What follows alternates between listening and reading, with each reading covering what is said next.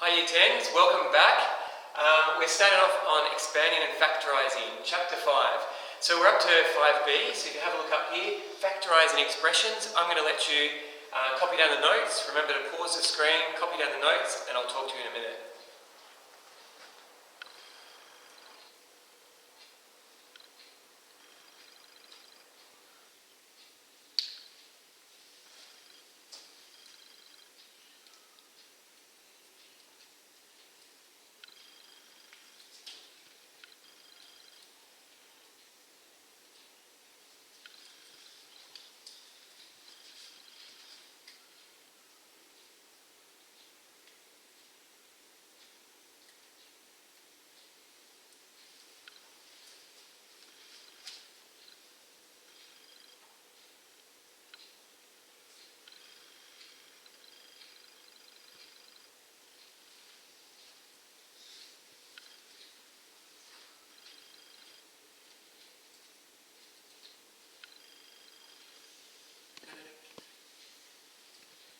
Alrighty, good job guys. Now, I'm going to explain about factorising. You might have done this in Year 8 and Year 9. Now the first thing to remember, the most important thing with factorising, no matter what the question, always look for a common factor. Always look for a common factor first. So there's 3 types of questions we're going to do today in this exercise. So the first one is just looking for a common factor. So, and you've done this in Year 8. So let's have a look here. Minus 5x minus 20. We look for a common factor, and you notice that both terms are negative, so we're going to take out the negative as a factor as well. And I can see that 5 goes into 5x and 5 goes into 20. So I'm going to take out negative 5 as a common factor. That's the highest common factor from both of these terms. Hopefully you remember this from Year 8. So if we take out minus 5, we actually divide it from that term. So all we've got left is positive x, because we've divided it by minus 5. So if you want to think of it like this, you're dividing it by minus 5, they'll cancel, and the negatives also cancel. You're just left with positive x. Hopefully you remember that from previous years. And then minus 20 divided by minus 5 is positive 4. So be careful of that. A lot of people make a mistake and leave that as negative. So make sure it's a positive because you've divided it by the negative as well. So that becomes a positive, and there's our answer.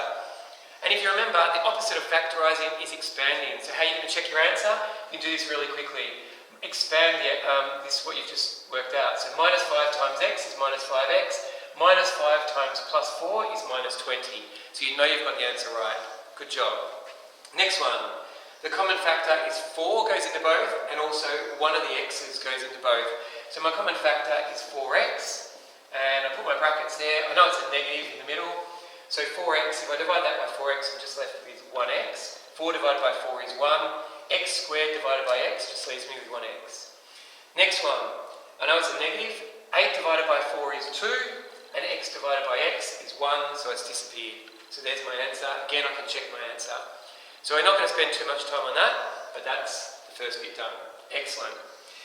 Now, if you remember from exercise 5a, we did dots, and from last year, expanding brackets. So I've given a couple of little examples here of dots. So if you remember the shortcut rule, dots is where you've got x plus 3 and x minus 3. So one's a plus, one's a minus, doesn't matter which order.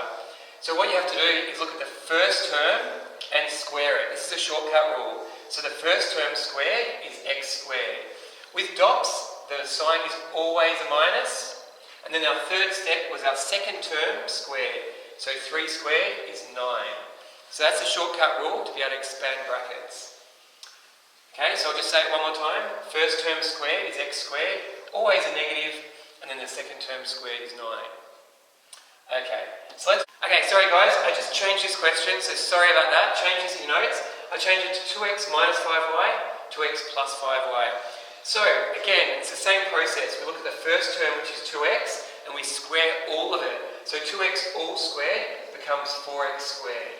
Because you square the 2, and then you square the x. Remember the rule, the second step is always a minus, and then we square the second term, which is 5y, all squared, which is 25y squared. So hopefully you remember expanding dots, that's the way to do it. And then, why are we doing that? Because the opposite of expanding is factorising. So here's our generic formula for it. So here we've got dots. So a squared minus b squared, in reverse, When we factorise it, it becomes a plus b, a minus b. So that's a generic formula for it. And again, here this time we've got a third, so it's 5. So if you notice these two numbers, they're the square root of each of these terms. So the square root of a squared is a. The square root of b squared is b. So it's just the square root of each of those terms. So it goes a plus b, a minus b. So if you can think of that. So the key to this is that you have to always look for square numbers. Square numbers, and then you can identify dots. So if we look here, x squared, what's the square root of that? It's just x. So our first term is going to be x. And the square root of 5 is root 5. So therefore we've got x plus root 5, x minus root 5. That's how you get these two terms in the brackets. So you're just square rooting each of these two terms. Hopefully that makes sense to you. Let's do a couple of examples before we move on. So factorise y squared minus 9. So in a test, I'm going to identify this as dots because I know that's a square number, because it's y squared, and 9 is a square number. So before I actually just go straight to the answer, I like putting this step in. So I say it's y squared, and then it's minus, the square root of 9 is 3, that's the same as 3 squared. And there's a reason why I do this when it gets harder, I'll explain it in a minute. So I put this step in. So now I've got, see how it's something squared minus something squared. So now I know it's y plus 3 and y minus 3, and there's my answer. Doesn't matter which way you do it, plus or minus, as long as one's a plus, one's a minus. Good job. So the reason why we do this, I like putting in brackets and squared, is when it gets harder in a second. Let's do another one while we're at it. So this one, I like putting a step in, it's x squared minus 5 squared. Whoops, put the brackets around there. And then it's just x plus 5, x minus 5, and we're done. That was easy. Now here's the reason why we put it in brackets. So if I'm trying to get the square root of 9a squared, the square root of that is 3a. So 3a all squared. Does that make sense? You square root 9, square root a squared, and I get 3a. So it's 3a all squared. Put in the minus, the square root of 4b squared is 2b all squared. And now that I've got these two terms in brackets, now it's easy to work out my dots. So it's 3a plus 2b and 3a minus 2b. Hopefully that makes it easy. So follow my steps, show your workings out, and you won't get it wrong. Excellent. We're doing our third little concept for this exercise, and it's factorising by grouping. Sometimes you have 4 terms. Generally in a test, they'll probably give it to you like this. So you'll see, it'll say factorise, and there's 4 terms written there. So what we can do is factorise each of these in pairs. So we can factorise those two, and then the negative belongs to the 2x, so be careful of that, and we can factorise that one. So watch what happens. We'll take out x as a factor for these two. So we've got x plus 5. And then the next one, we're going to take out negative 2 as a factor. And then we've got x, and this becomes a plus, and we've got x plus 5. So that's our first step. So what we've done is factorised each of those pairs separately. Now what do you notice? You notice that this is x times by x plus 5. And here we've got negative 2 times by x plus 5. So what we can do is we can combine these two together. So x minus 2 go in the first bracket, and then the second bracket is one that's repeating, so it's x plus 5. Because it means x is multiplied by that whole bracket, and so is negative 2 multiplied by that whole bracket. So we can combine them like that. And there's your answer.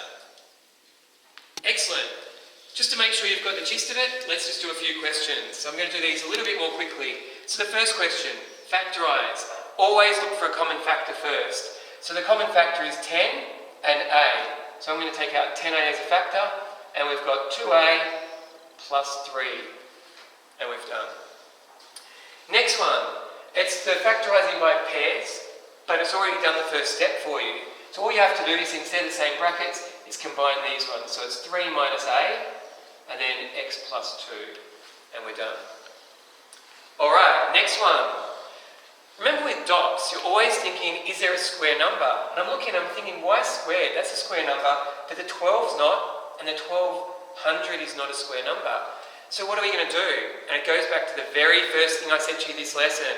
Always look for a common factor first. So, the common factor I see here is 12. I'm going to take out 12 as a common factor.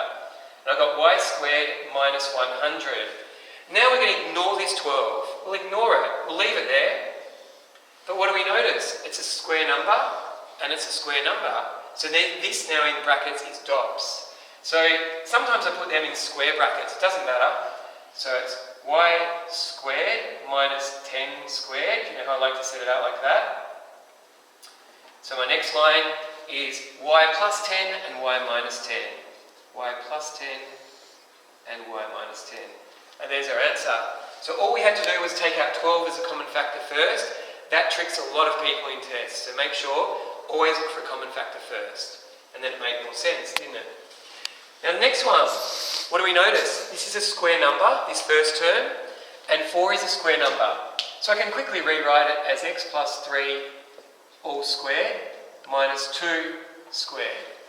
And what do we know with DOPS? It's the first term plus the second term, and then the first term minus the second term. So we can just put this all together in brackets. So we've got x plus 3 plus 2, and x plus 3 minus 2. Does everyone understand that? We've got that plus that, and then that minus that in the two brackets. And we don't leave it like that, we can simplify. So this one is x plus 5, and this one is x plus 1. And we're done. Alright, and the very last one, again, you can see it's a square number, and it's a square number. We're going to change this. So we're going to write y minus 2 squared, and this one would be 2y all squared. So now DOPS is just y minus 2 plus 2y, and y minus 2 minus 2y. Note it's y minus 2 in both of them. Some people put a plus there and a minus there. It's not that, it's that plus that, and then that minus that. Follow my steps exactly and you'll get it right. And now we simplify. So y plus 2y is 3y, 3y minus 2. Y minus 2y is minus y. We've got minus y minus 2. And we're done. Alright, so you can go to exercise 5b, do 1 to 10 every second question. I think questions 8, 9 and 10 are a bit tricky. They've got fractions and surds. Try your best. If not, ask for help. Good luck. Well done, guys.